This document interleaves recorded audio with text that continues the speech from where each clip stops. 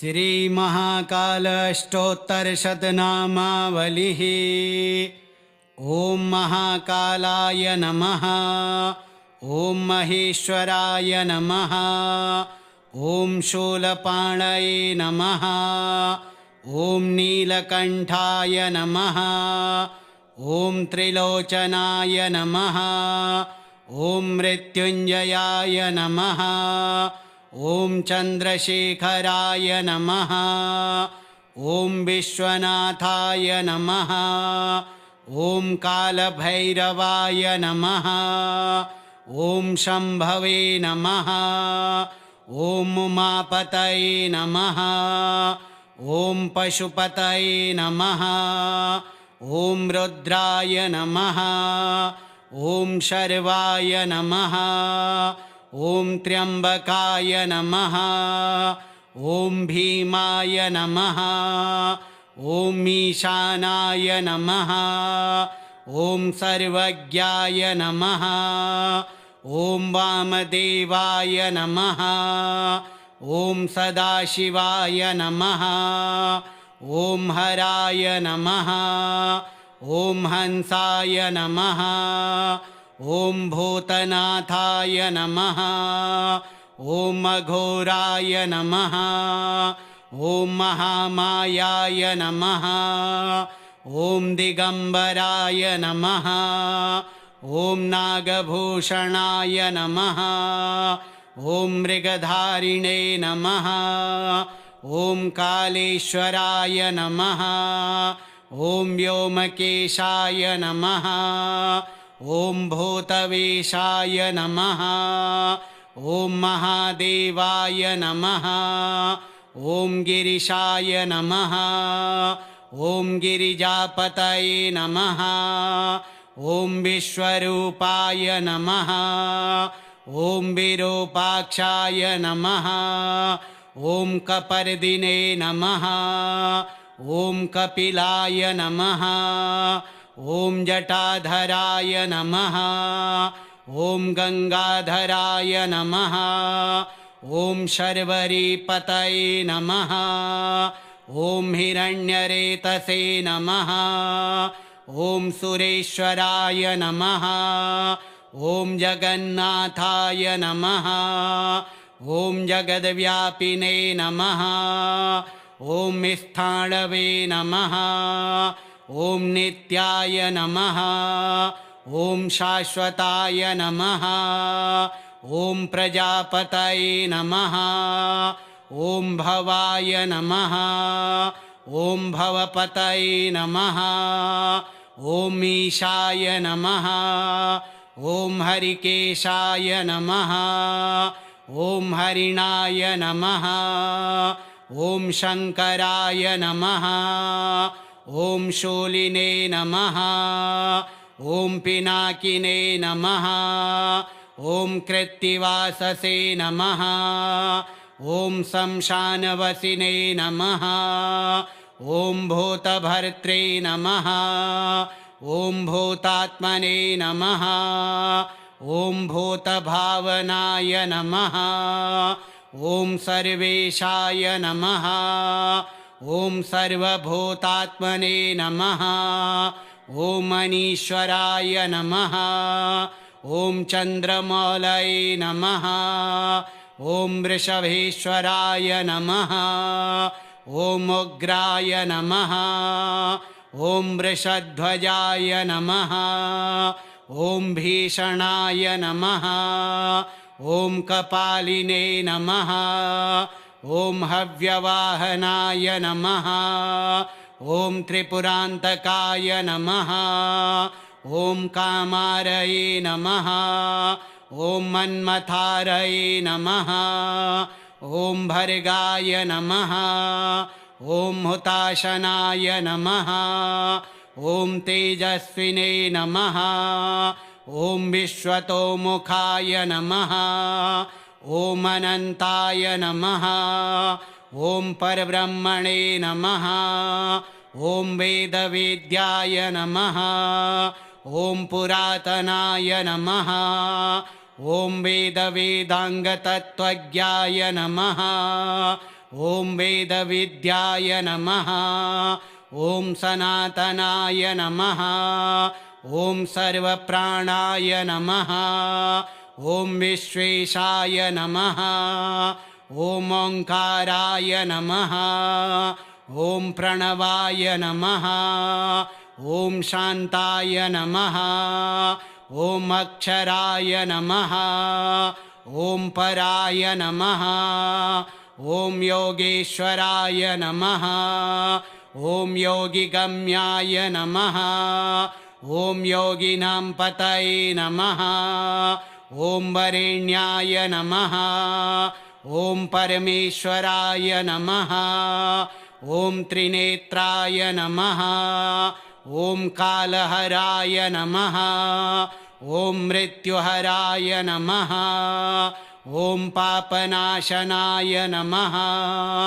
ॐ लोकनाथाय नमः ॐ दयानिधये नमः ॐ भक्तवत्सलाय नमः ॐ आनन्दरूपाय नमः ॐ नटराजाय नमः ॐ महोन्नताय नमः ॐ महाकालाय नमः ॐ महेश्वराय नमः ॐ शूलपाणये नमः ॐ नीलकण्ठाय नमः ॐ त्रिलोचनाय नमः ॐ मृत्युञ्जयाय नमः ॐ चन्द्रशेखराय नमः ॐ विश्वनाथाय नमः ॐ कालभैरवाय नमः ॐ शम्भवे नमः ॐ उमापतये नमः ॐ पशुपतये नमः ॐ रुद्राय नमः ॐ शर्वाय नमः ॐ त्र्यम्बकाय नमः ॐ भीमाय नमः ॐ ईशानाय नमः ॐ सर्वज्ञाय नमः ॐ वामदेवाय नमः ॐ सदाशिवाय नमः ॐ हराय नमः ॐ हंसाय नमः ॐ भूतनाथाय नमः ॐ अघोराय नमः ॐ महामायाय नमः ॐ दिगम्बराय नमः ॐ नागभूषणाय नमः ॐ मृगधारिणे नमः ॐ कालेश्वराय नमः ॐ व्योमकेशाय नमः ॐ भूतवेशाय नमः ॐ महादेवाय नमः ॐ गिरिशाय नमः ॐ गिरिजापतये नमः ॐ विश्वरूपाय नमः ॐ विरूपाक्षाय नमः ॐ कपर्दिने नमः ॐ कपिलाय नमः ॐ जटाधराय नमः ॐ गंगाधराय नमः ॐ शर्वरीपतये नमः ॐ हिरण्यरेतसे नमः ॐ सुरेश्वराय नमः ॐ जगन्नाथाय नमः ॐ जगद्व्यापिने नमः ॐ स्थाणवे नमः ॐ नित्याय नमः ॐ शाश्वताय नमः ॐ प्रजापतये नमः ॐ भवाय नमः ॐ भवपतये नमः ॐ ईशाय नमः ॐ हरिकेशाय नमः ॐ हरिणाय नमः ॐ शङ्कराय नमः ॐ शूलिने नमः ॐ पिनाकिने नमः ॐ कृत्तिवाससे नमः ॐ शमशानवसिने नमः ॐ भूतभर्त्रे नमः ॐ भूतात्मने नमः ॐ भूतभावनाय नमः ॐ सर्वेशाय नमः ॐ सर्वभूतात्मने नमः ॐ अनीश्वराय नमः ॐ चन्द्रमौलये नमः ॐ वृषभेश्वराय नमः ॐ उग्राय नमः ॐ वृषध्वजाय नमः ॐ भीषणाय नमः ॐ कपालिने नमः ॐ हव्यवाहनाय नमः ॐ त्रिपुरान्तकाय नमः ॐ कामारये नमः ॐ मन्मथारये नमः ॐ भर्गाय नमः ॐ हुताशनाय नमः ॐ तेजस्विने नमः ॐ विश्वतोमुखाय नमः ॐ अनन्ताय नमः ॐ परब्रह्मणे नमः ॐ वेदवेद्याय नमः ॐ पुरातनाय नमः ॐ वेदवेदाङ्गतत्त्वज्ञाय नमः ॐ वेदविद्याय नमः ॐ सनातनाय नमः ॐ सर्वप्राणाय नमः ॐ विश्वेशाय नमः ॐ ओङ्काराय नमः ॐ प्रणवाय नमः ॐ शान्ताय नमः ॐ अक्षराय नमः ॐ पराय नमः ॐ योगेश्वराय नमः ॐ योगिगम्याय नमः ॐ योगिनां पतये नमः ॐ वरेण्याय नमः ॐ परमेश्वराय नमः ॐ त्रिनेत्राय नमः ॐ कालहराय नमः ॐ मृत्युहराय नमः ॐ पापनाशनाय नमः ॐ लोकनाथाय नमः ॐ दयानिधये नमः ॐ भक्तवत्सलाय नमः ॐ आनन्दरूपाय नमः ॐ नटराजाय नमः ॐ महोन्नताय नमः ॐ महाकालाय नमः ॐ महेश्वराय नमः ॐ शूलपाणये नमः ॐ नीलकण्ठाय नमः ॐ त्रिलोचनाय नमः ॐ मृत्युञ्जयाय नमः ॐ चन्द्रशेखराय नमः ॐ विश्वनाथाय नमः ॐ कालभैरवाय नमः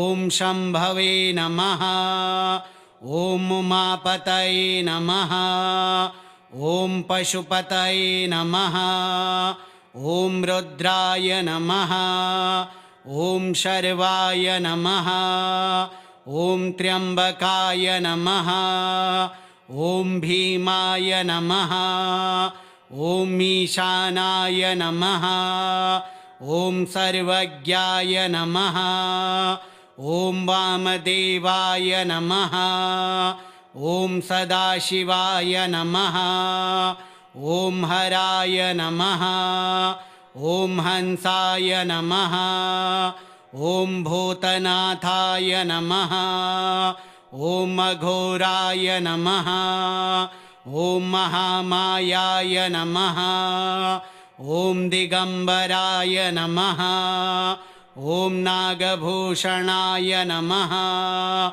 ॐ मृगधारिणे नमः ॐ कालेश्वराय नमः ॐ व्योमकेशाय नमः ॐ भूतवेशाय नमः ॐ महादेवाय नमः ॐ गिरिशाय नमः ॐ गिरिजापतये नमः ॐ विश्वरूपाय नमः ॐ विरूपाक्षाय नमः ॐ कपर्दिने नमः ॐ कपिलाय नमः ॐ जटाधराय नमः ॐ गङ्गाधराय नमः।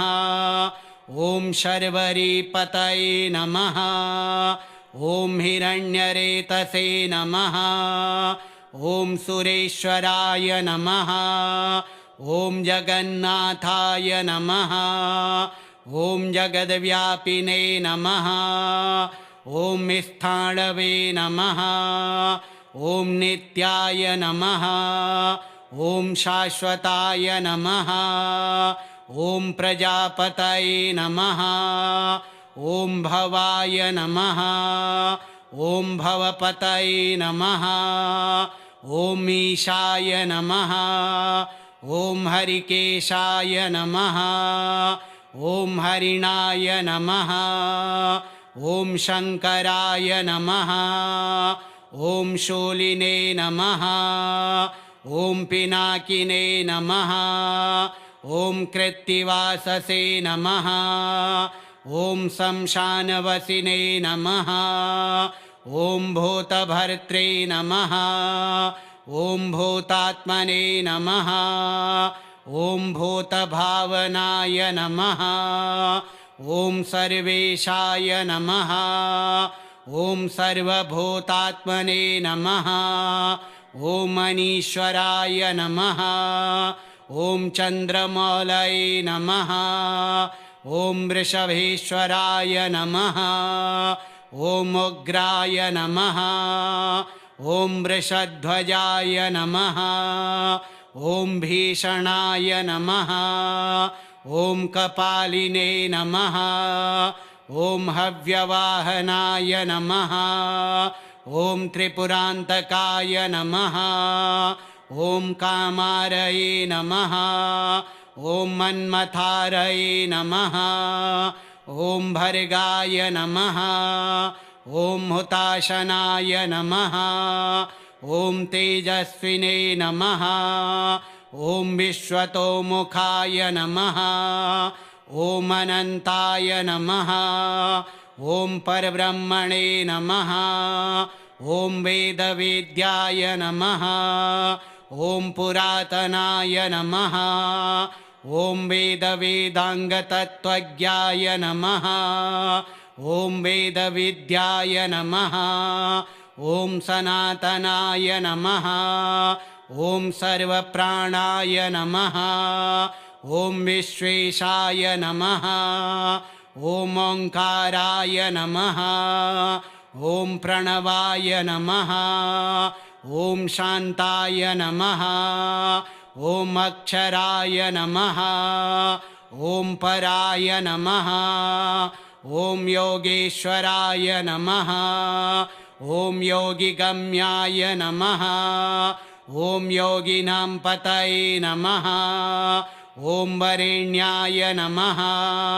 ॐ परमेश्वराय नमः। ॐ त्रिनेत्राय नमः। ॐ कालहराय नमः। ॐ मृत्युहराय नमः। ॐ पापनाशनाय नमः। ॐ लोकनाथाय नमः। ॐ दयानिधये नमः। ॐ भक्तवत्सलाय नमः। ॐ आनन्दरूपाय नमः। ॐ नटराजाय नमः। ॐ महोन्नताय नमः। श्रीमहाकालाष्टोत्तरशतनामावलिः श्रीमहाकालार्पणमस्तु।